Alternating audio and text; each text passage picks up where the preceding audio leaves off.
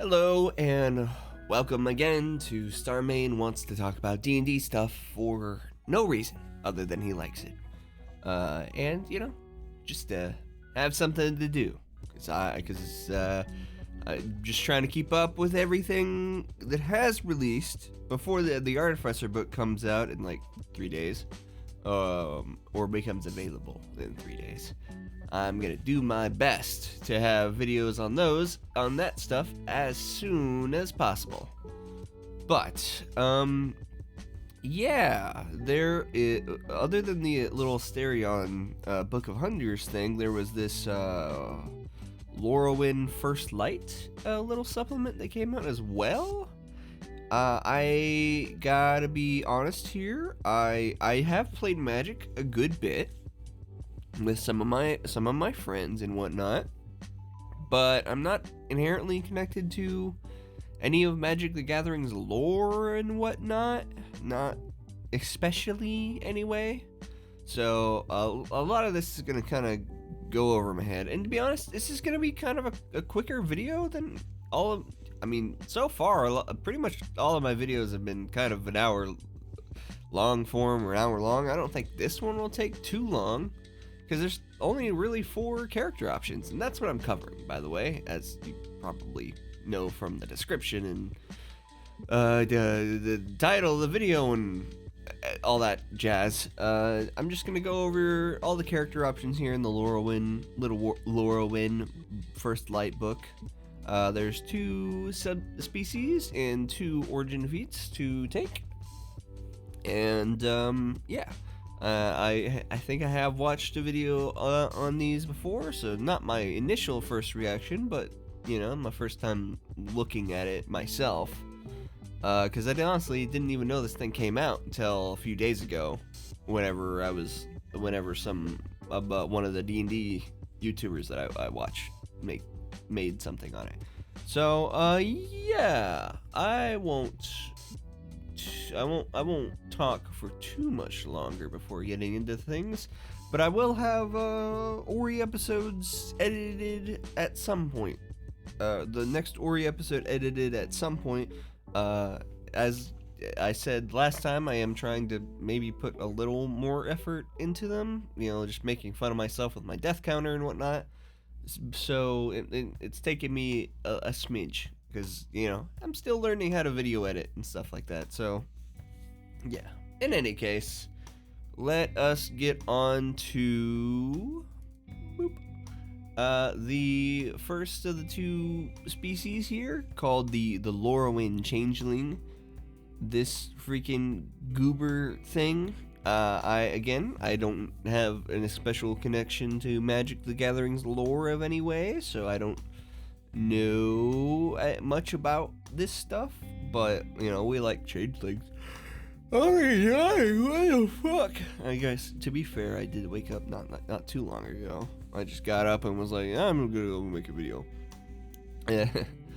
But yeah, the first thing to know about the Lorwyn Changeling is that no matter their form, Lorwyn Changelings keep their key traits: blue-green skin, tussa, tentacle-like fur, and bulbous yellow eyes, slated pupils.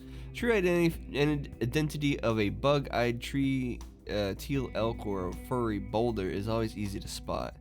The counterfeits are so plain, the more many Lorwyn denizens find the effect inexplicably charming. So, unlike the normal D&D changeling from Eberron, where they actually fully look like what they want to look like, apparently the Lorwyn changeling is about as effective as a changeling as Ditto from Pokemon. So it no matter what you do, no matter what, it's gonna have this derpy ass fucking face, or at least that's what it reads to me. So no matter what you turn into, it's gonna be. This is not for tricking people. It's just kind of you're. Oh, look at the little guy. Look at that little goober. Oh, he's turning into me. This weird, creepy yellow eyes and that big fucking smile and fur that kind of like tentacles. Ew. That's a little strange. But for the actual traits, their creature type is Fey, which is kind of important for anybody that doesn't know D&D stuff. Certain spells, most spells actually, most early game spells, that do certain effects and stuff like that, like Charm Person, only affect humanoids, the humanoid creature type. So, how exactly much this comes into play, can vary, but having your creature type as something other than humanoid does give you kind of that little benefit, of being able to skirt around needing to save against spells like Charm Person. I think like Hold Person, yeah, you're immune to the Hold Person spell too, because it requires you to target a humanoid as well, which then you have to pick Hold Monster if you want to, if your player or something is playing one of these races, species race, and I'm still getting used to that change, even though it's been a fucking year. It's whatever, honestly. But yeah, so that's kind of an important thing. They're medium or small, speed of 30 feet. They have the shape self. As an action, you can reshape your body to a 2-legged humanoid shape or a 4-legged beast shape. While you have a humanoid shape, you can wear clothing and armor made for a humanoid of your size. So yeah, you can I guess it is kind of free range, with what you can turn into, but no matter what, you're gonna look like a weird green goober. I don't know how else to describe this thing other than it is just a goob. It's goobin. It looks like a goober. But yeah, so and that means it's mostly a flavor thing too. Sorry, my phone is going off like crazy. It's because I didn't put it in silent mode before recording. Oh well, I fixed it now. Yeah, no real mechanical benefit here, but I think that's fine. It's fine to have a feature that mostly for flavor and just to kind of like be a fucking little weirdo. Like it says, these counterfeits don't play in many in Lorwyn that... God! Yawn attack. Maybe I should like give myself a chance to wake up before recording. Anyway, many Lorwyn denizens find this effect inexplicably charming, so this feature, I think its purpose is being just having some fun with it, instead of like the normal changeling where you're actually using it to disguise yourself and whatnot. The Lorwyn Changeling is just a little silly little guy, or silly little dudes, silly little days, whatever you want. But they also have dark vision out to 120 feet, which is not bad. That is the large dark vision. Normally if you have dark vision, it's about to 60 feet, but it's pretty cool, pretty alright. You have delightful imitator. You have proficiency in the deception or performance skill. Always not bad. Kind of lends them to being a more charisma-based thing, if that's kind of their vibe, which makes sense if they're kind of shape-shifting changelings, even though if their shape-shifting is god terrible for actually blending in, but being a charming little guy is the thing. And then you have unpredictable movement. Whenever you roll initiative, you can immediately move up to half your speed, providing you don't have disadvantage on the initiative roll. So, I mean, that's okay. It certainly prevents you from being surprised. Well, not prevents you from being surprised and being caught out in a bad way when combat starts, but it's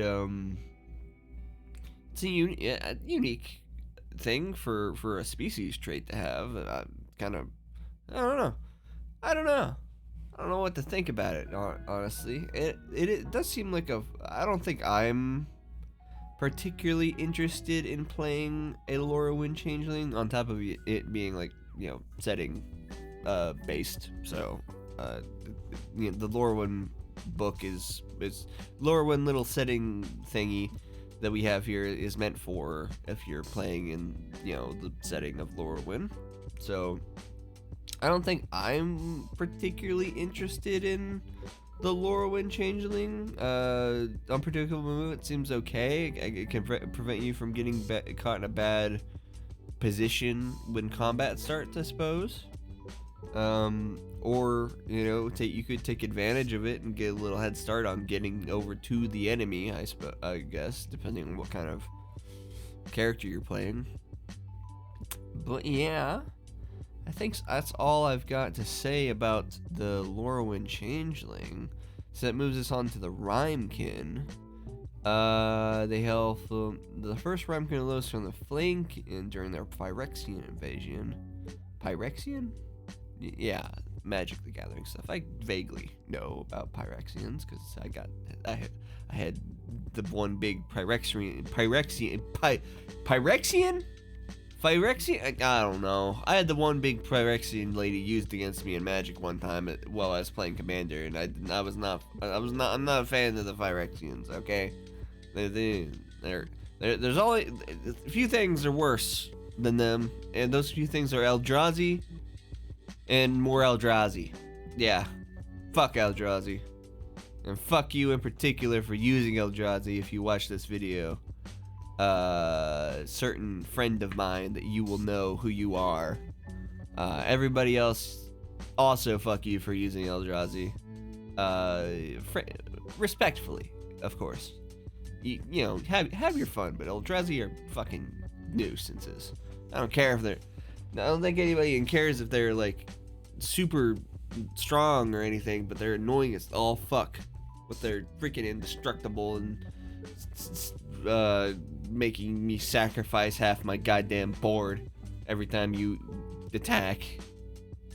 Anyway, that is a completely random thing. If you don't know anything about Magic, there's a creature type called Eldrazi, and they're all fucking stupid. They're all dumb. Anyway, the Rimekin and the Flamekin read to me. I don't know much about Magic, so this kind of reads as like a Genasi to me, like a fire Genasi of some kind, except with like even more so, I suppose. And then these fire Genasi turned into, but the flames they conjure burn icy blue rather than red hot. Further, these flames are need a chilling cold rather than a blazing heat.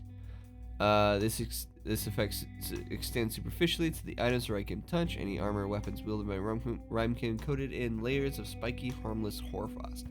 The Rimekin is a species I think I might factor in when I'm thinking about characters now, because to me anyway, even though they're kind of the Flamekin and the Rimekin are specific to like Magic the Gathering and whatnot, I feel like you could easily reflavor the Rimekin to fit in other settings as like an ice Genasi, because there's the plane of ice, right, between the plane of water and the plane of air. So and if there's Genasi which are half elemental, partially elemental people, based on, and the only ones we have are the main four, right? We have fire, earth, air, and water Genasi. But I think I always thought it would be interesting if they gave us like 4 more Genasi for the in-between planes, which I think is ice, mud, smoke, and something else. I don't remember what the last one is, to be honest. But I feel like you could easily reflavor the Rimekin to be like a ice Genasi. So not specifically like water. Water Genasi, part air Genasi. Or not even either of those, just like your You know, you're just an ice person. You're a cold guy, so you can kind of ignore all the like fire hair thing, and you could just make like an ice person, an ice genasi, like normal person except they cold. But onto their actual features, they are humanoid, medium or small, speed of 30 feet, and they have cold fire magic. You always know the Ray of Frost cantrip, which is solid attack cantrip. It just kind of reduces people's speed. And it does a d8 of damage, reduces people's speed, pretty okay. When you reach the character levels 3 and 5, you learn the Ice Knife spell. Ice Knife is an okay spell. You do have to be careful with throwing an Ice Knife around because if you're not careful with Ice Knife, you gotta remember that you throw the ice, right, and then it explodes. So you gotta be careful where you throw your ice knives to not hit your party members. All right. Not that you can't hit your party members if you truly don't care, I suppose, but that might get you yelled at a little bit in character, and maybe out of character. Who knows? I'm just saying, Ice Knife is a cool and thematic spell for this person, this species. It's just that you gotta be careful. And then you also get the Flame Blade spell, respectively. You always have those spells prepared. You can cast once with a spell slot and regain the ability to cast these new spells when you finish a long rest.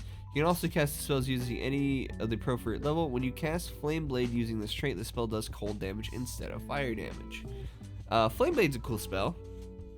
It's pretty self-explanatory. You summon a blade of fire, and then you can, as a magic action, you can make attacks with it. And it does 3d6 plus your spellcasting modifier and sheds light.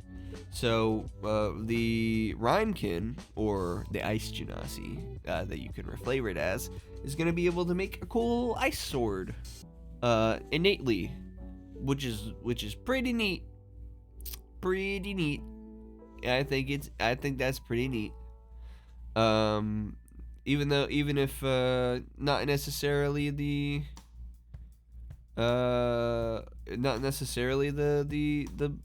best spell in the world or anything like that, but it is cool. Pun fully intended, totally. But it is neat to be able to summon out a blade of ice. That sounds fun, or just to have it as a backup. But yeah, I'm not sure what. I am gonna have to think about the Rimekin now, because I do legitimately think that reflavoring this as like an Ice Genasi to be able to fit in other settings is interesting. I would definitely be interested in maybe coming up with a character that uses the Rimekin one day. Not that their traits are particularly special or anything like that. Also, they have resistance to the cold damage, naturally, and dark vision out to 60 feet. They are not a complicated race, but this Flame Blade, using a cold Flame Blade, is interesting enough, I think. So yeah, that is the two species, the Lorwyn Changeling and the Rimekin. Yeah, I'm gonna have to think of a character that uses the Rimekin sometime. Not to like maybe to build off this Flame Blade somehow. I don't know the character. I don't know how good you can make Flame Blade, to be honest. I really don't, because it uses a magic action to attack. So that means when you summon stuff like this, it doesn't. Yeah, I don't think you can benefit from extra attack while using them, because extra attack only affects the attack action, not the magic action, even if you're using the magic action to make an attack. I don't know. I feel like I might have to be some sort of spellcaster to make best use of this. But you never know. Anyway, the other two character options there are two feats. Origin feats to go along with the Lorwyn expert and the Shadowmoor expert thing. Shadowmoor expert new backgrounds for the thing. And these feats are, first up, Child of the Sun. You gain the following benefits: Eyes of Idru. You and your allies within 10 feet of you have advantage on saving throws made to avoid or end the blind condition. And then Fairy Fire. You learn the Fairy Fire spell with Intelligence, Wisdom, Charisma, blah blah blah. You can use the spell thing. When you cast Fairy Fire without a spell slot using this benefit, taking damage can't break your concentration on the spell. I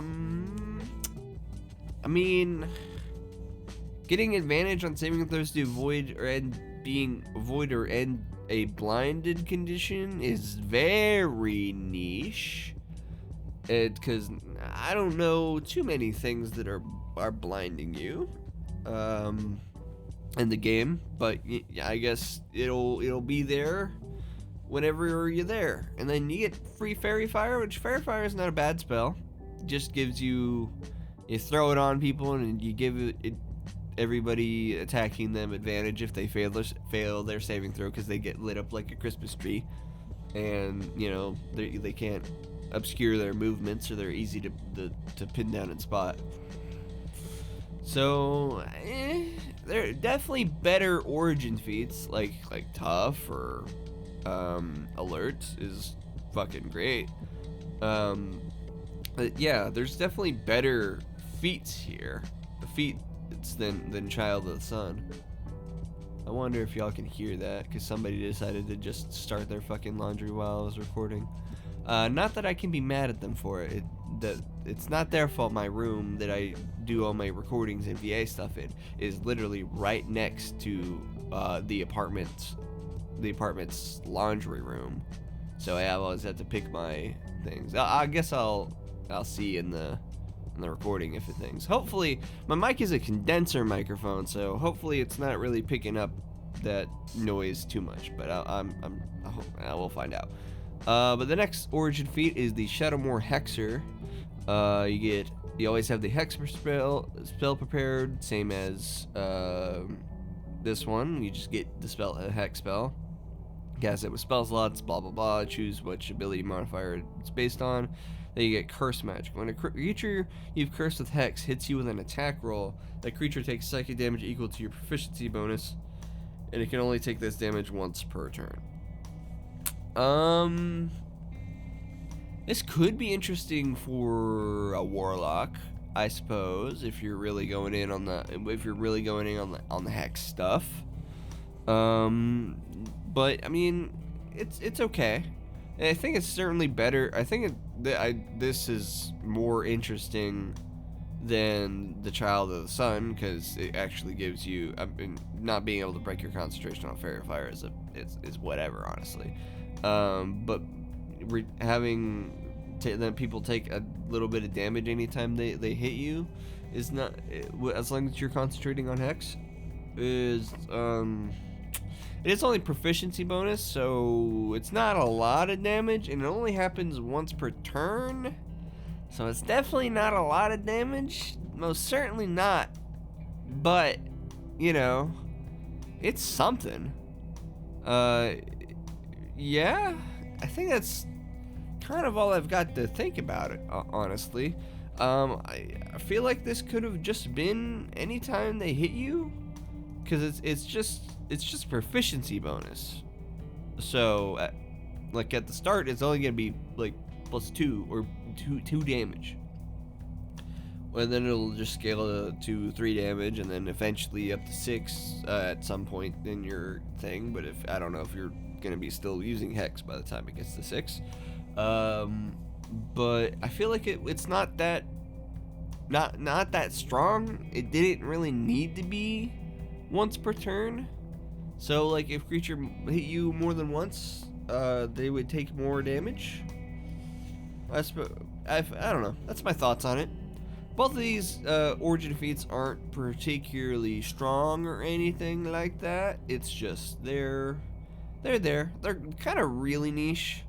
I think Shadowmoor Hexer is a little more interesting, just because Hex is a spell that if you're a warlock or something, you're probably, at least early on, you're you're casting Hex a lot. That's a tried and true Warlock thing to do, is Hex and Eldritch Blast, or Hex hit people with my Pact Weapon, stuff like that. So definitely, I think, a little more interesting than Child of the Sun to take, but I probably still wouldn't.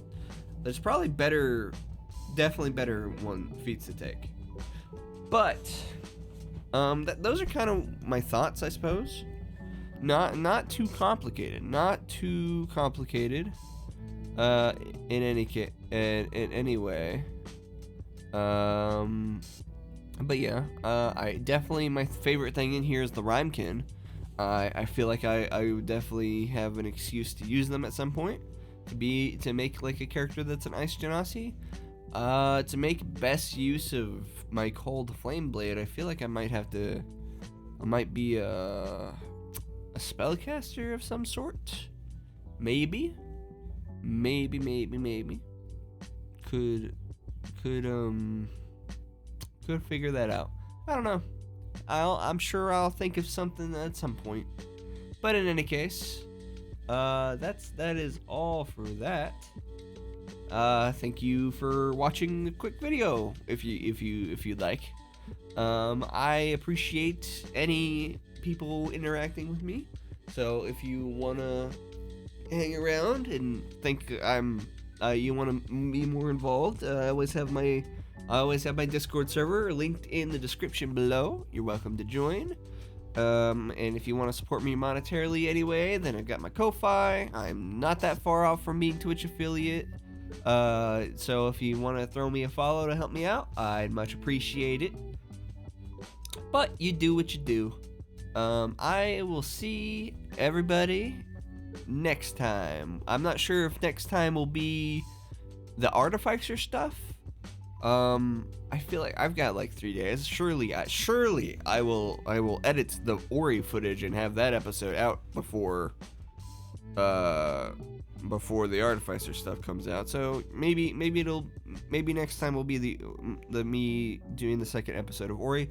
Maybe next time might be me getting talking about the Artificer stuff. But in any case, I hope you have a good time zone, and I'll see you later.